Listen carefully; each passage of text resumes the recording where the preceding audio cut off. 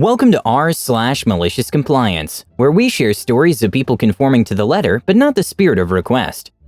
Today's first story is, Women Are Not Allowed in This Restroom.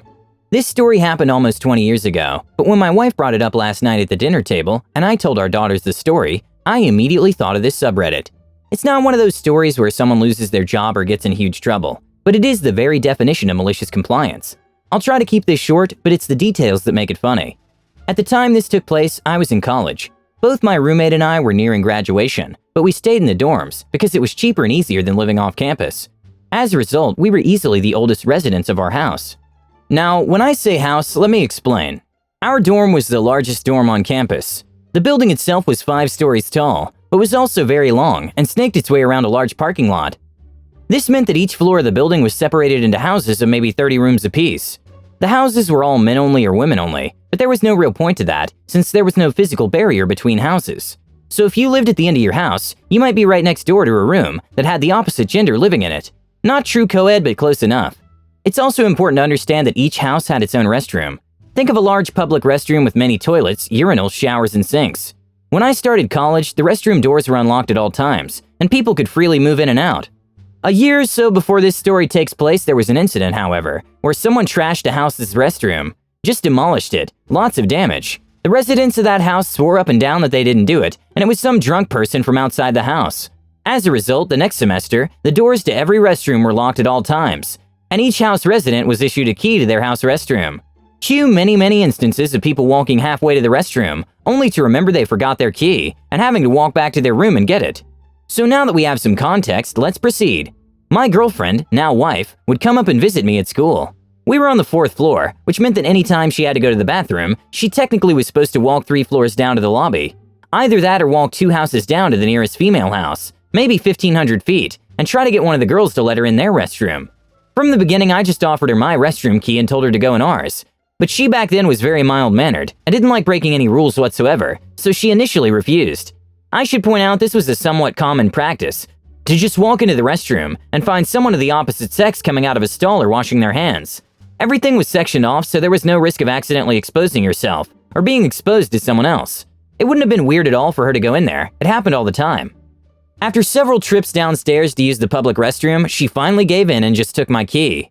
After a while, she got completely comfortable with it. She just grabbed the key, run in to use the toilet, and head back. One day, she heads into the restroom, and right after she comes back to our room, the RA, resident assistant, comes in. Apparently was in there using a urinal when my girlfriend walked in, so he followed her back to the room to address this situation.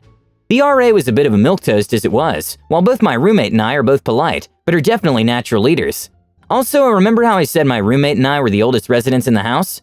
So he's standing there almost stammering while he tries talking to a couple of guys who were several years older than him, are way more experienced in dorm life, and who obviously don't care about this situation at all. I remember feeling kind of bad for him since there was no reason for him to feel nervous. He only spoke a couple of sentences, but it ended with, "Understand that I'll have to report this incident to the dorm manager." Now, I'm a big fan of simple responses to people that are out of their element or on a stupid power trip. In this case, the kid was just doing his job, and he wasn't being a jerk about it or anything. So I just shrugged and said, okay. A day or two later, I get called down to the dorm manager's office. She was probably around 30, a nice enough lady to be honest. She explains in a somewhat stern manner that this was a big problem. It wasn't, and it needed to be addressed. It didn't. She told me that I was to create a couple of signs for the restroom doors. The signs were to 1, say that women were not allowed in the restroom, and 2, that I was sorry. At this point, I've crossed the line from being rather ambivalent about the whole situation to being annoyed. But she was clearly trying to flex her muscles and wanted me to put on a sad, sorry I'm in trouble face about the whole thing. Sorry, I just wasn't born with that gene. I looked her right in the eye and with no emotion said, okay. In this type of situation, where the person is trying to scold you for something stupid but has no intention of really doing anything, I always do this. I also always hold the eye contact for several seconds afterwards. It's important to show no emotion externally. I love to watch their face, because usually the type of person who does this sort of thing is just trying to flex their power, but they're either not really in power, or more likely they're on the stupid end of the argument. As in, yes, you're technically correct, but we both know this doesn't matter, so why are you making a big deal about it? So when you don't put on the puppy dog eyes and make like you're a bad boy or girl, you can see their thoughts flash across their face. It's like a mix of, he's not responding like I thought he would. Should I scold him some more to show him who's boss? And wait, what's happening? Is he about to flip out on me? Almost always they break eye contact first. I suppose it's a jerk thing to do, but again, I find it hilarious. I left her office and went up to my room to get started on these signs. In huge font it said, "I apologize." Then immediately below that in tiny font, "But women are not allowed in this restroom." Below that in medium-sized font, it explained the truth, which is that guests could either walk 3 floors down or go 2 houses over and try to find a female resident with a key. Then followed a line saying, "Please apologize to your female guests on my behalf." Lastly, I found some random quote off the internet about how stupid it was that people were so concerned with separate restrooms. I don't still have the signs, of course, but here's a quick mock-up of what it looked like. I put up the signs on the restroom doors and said nothing to anyone about them. It wasn't exactly a huge event in the house, don't get me wrong, but I did enjoy a couple of times when I left class and saw a few people gathered around talking about the signs. Only a single day passed before there was a voicemail left for me on my phone and the signs were missing. I was to report back to the dorm manager's office that afternoon. At the appointment, I walked in and sat down. She held up the sign and asked what it was all about. I said, "You asked me to make a sign apologizing and to say that women weren't allowed in the restroom." She responded with, "You know this isn't what I meant." Then followed 5 to 10 minutes of back and forth discussion where she made it clear she wasn't happy and I made it clear that I thought this whole thing was a waste of time. In fairness to her, she didn't yell or get belligerent, she just had an attitude the whole time. Why won't this little pea-ant do what I tell him? The whole meeting ended with her saying that she wouldn't write me up for a formal reprimand as long as I made new signs. The signs were only to say that women aren't allowed in the restroom, nothing else, and with no special formatting whatsoever. I looked her right in the eye and said, "Okay." Back in my room, I fired up Word. I started a new document and simply typed, "Women are not allowed in this restroom." I centered the text on the page, after some internal debate about whether that counted as special formatting. Then I hit print and posted the signs. Notice I didn't say anything about increasing the font size. After all, she said no special formatting, right? Back then, Word's default text was Arial size 10, so you ended up with a sheet of paper with gigantic margins and comparatively tiny text in the middle like this.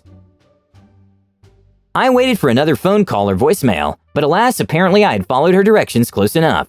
The sign stayed up for the remainder of the year. In the next few weeks, I saw several girls look at the sign and smirk as they used their boyfriend's keys to go into the restroom. The second story is, don't touch your bar? Fine, I won't. I work for a pretty popular franchise coffee shop, and my store also happens to be the busiest store of said franchise in my city. As a result, things tend to get very fast-paced and hectic when it's busy. I myself have worked in 3 coffee shops at this point in my life, for a total of 3 years now. I haven't worked at this particular franchise before, but making a latte is the same no matter where you are, and not to toot my own horn, but I'm quite an excellent barista. Now, I like to try and keep a low profile at work. A combination of not liking to get in trouble and liking to toke up a bit before work make this a necessity, so I never really mention my past experience with coffee shops to my coworkers. If it comes up organically, I'll mention it of course, but I figure there's nothing to gain from boastfully saying, "Oh yeah, I've got 3 years of barista experience," when someone tries to helpfully offer me advice. I know people love to feel like they're smarter than others, so I just let them talk. Anyways, enough backstory. We're supposed to be maliciously complying here. This was a few months ago, on my 4th or 5th shift. I was working a shift with a girl I had never worked with before. Let's call her Rude Unpleasant Farthead, RUF. RUF thinks she's hot SH, likes to work the busier bar, espresso machine and attached counter where you prepare drinks, and whine about how her talents are being wasted if she's put anywhere else. She also constantly complains about our pretty wonderful, to be honest, job in front of customers, and routinely refuses to make drinks. She hates frappuccinos. To be fair, they do take an absurd amount of time to make, and the syrup tends to get on your arms, and will try to pawn making them off on anyone else she can. But I digress. RUF is working the bar as usual, and the store gets a huge rush. I'm still an unknown commodity at this point to the supervisors, and they don't know what my strengths are, so I'm ordered to just help out where I can. Stock cups, get food, etc. I begin doing so, and soon RUF is overwhelmed by the sheer amount of drinks being ordered. I run over and start pumping syrups into cups so that she doesn't have to worry about doing that. "Get out of my way," she snarls, and gruffly pushes me aside. Alright, fine. Maybe she doesn't like people in her workspace. I begin pouring milks for her and measuring out how much she needs. It changes per size, of course, for each drink. "Do not touch my pitchers," she says to me, giving me a look of utmost disgust. I back off. Obviously, she does not want my help. About 10 minutes passes, and she asks someone to cover bar so she can run to the bathroom. Said person then asks me to cover as they were already busy. I say no problem and begin making drinks.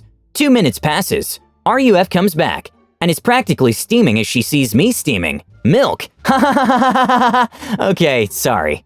"What are you doing?" she angrily says. "Don't come near my effing bar, okay? You're gonna make a mess. You don't get how to make drinks properly. It takes a long time to figure this stuff out, okay?" Yikes, didn't realize coffee was so elite. "Yeah, okay, I'll not come near your bar. I reply. I'm done with this rude 18-year-old. I return to stocking lids and being nondescript. The day progresses. Another rush occurs. I'm standing off to the side, basically trying to not get in anyone's way. Very obviously not doing F all. A family comes in and I can tell just by looking at them that they're one of those families. The order goes through, and sure enough they had ordered 7 frappuccinos. A frankly ridiculous number, and they were all different frappuccinos, which meant RUF couldn't double up ingredients to speed up the process. I see the order go through. RUF grabs it and has a little mini hissy fit when she sees how many fraps she's about to have to make. I see her look up, and her head dart frantically around for any of us with nothing to do, and her eyes land on me, standing with my hands behind my back, practically rocking back and forth, whistling to pass the time. She runs over and shoves 2 cups into my hands and goes, "Okay, get started. I need you to make these fraps. Can you believe this family?" she says with a conspiratorial grin. I grin back at her. I know, right? I hand her the cups. Sorry though, I don't want to mess up your bar. Besides, I don't even know how to make drinks. Edit. Alright, I'm gonna clarify some stuff so people stop yelling at me. At the time that this was occurring, I was still not sure what the flow of the shop was. And all the nuances were, such as not stepping in front of someone's bar and not standing around doing nothing. I no longer do these things. My supervisors were all aware of my past experience, and at this point so are all my coworkers. I didn't mention it on this day as I'm awkward around people I don't know. I talk a big game to the internet, but I'm not this outgoing in person, and I thought it would sound like I was flaunting my skills. My supervisors did not mention it as turnover at our store is huge, so mentioning everyone's backstory every time someone got hired would take forever. I'm a lady for all the people calling me a stoner guy, haha. I use it medicinally, so yes, I am smoking before work, but it's not impacting my job performance. It's not to get high, simply to calm my nerves. And after this happened, I ran away really fast and started busying myself stocking cups. Coworkers soon realized I had past experience in coffee shops once I was placed on bar and allowed to showcase myself. Thank you for watching. Have a good day.